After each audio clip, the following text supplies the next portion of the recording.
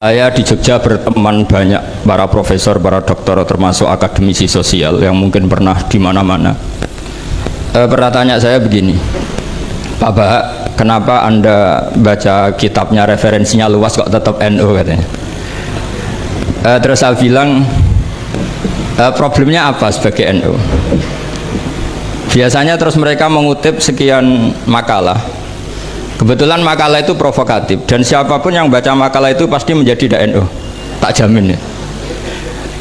Kalau di Jogja misalnya di satu penerbitan, saya termasuk di dalamnya, itu pernah diperbandingkan kitabnya Said Muhammad Mafahim Yajibu An-Sohah dengan kitabnya Bin Bas, judulnya Hadihi Mafahimuna. Biasanya kitab-kitab terjemahan Wahabi itu memang cukup provokatif dan dengan narasi yang memang siapapun yang nggak pernah mondok pasti tertarik. Misalnya begini, cerita bid'ah misalnya, Iyyakum wa muhdatsatil umur fa inna kulla bid'atin dhalalah wa kulla dhalalatin finnar, misalnya gitu. Wa kulla muhdatsatin bid'ah wa kulla bid'atin dhalalah wa kulla dhalalatin finnar. Ada yang baca wa kullu bid'atin dhalalah wa kullu dhalalatin finnar. Terus beliau meneruskannya begini, kata Bin Bas, hadza huwa Rasulullah hakama bi annal bid'ah kullaha dhalalah. Terus diteruskan wajar asy-Syafi'i faqasama ila hasanatin wa dhalalatin wa sayiatin.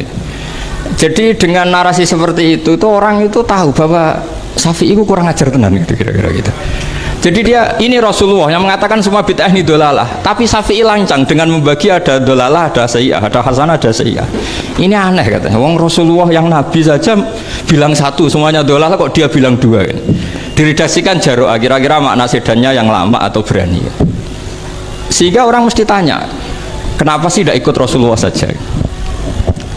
Tapi ini satu ilmu, setidaknya ilmu perdebatan, bukan ilmu hakiki, karena kita tidak tahu yang diridhani Allah yang mana.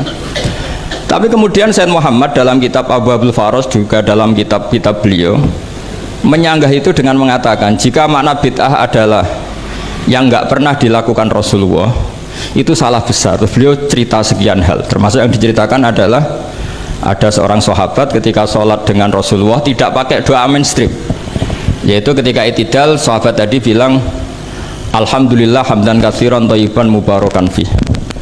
Setelah itu setelah Nabi habis sholat tanya ayyukumul qail, siapa tadi yang melafadzkan itu? Semua sahabat diam karena takut disalahkan. Tapi apa yang dikatakan Nabi? Tidak, saya tidak akan menyalahkan. Saya tadi melihat isna asyara malakan, saya tadi melihat 12 malaikat yabtadirunaha ayyuhum yaktubu awwalu. Semuanya itu bergegas siapa yang nulis awal. Terus kata sahabat tadi ha anada ya Rasulullah. Padahal ini satu kalimat yang bahkan Rasulullah tidak mengajarkan dan Rasulullah bahkan iskal kenapa ada kalimat itu, tapi toh dibenarkan oleh Allah dan Rasul.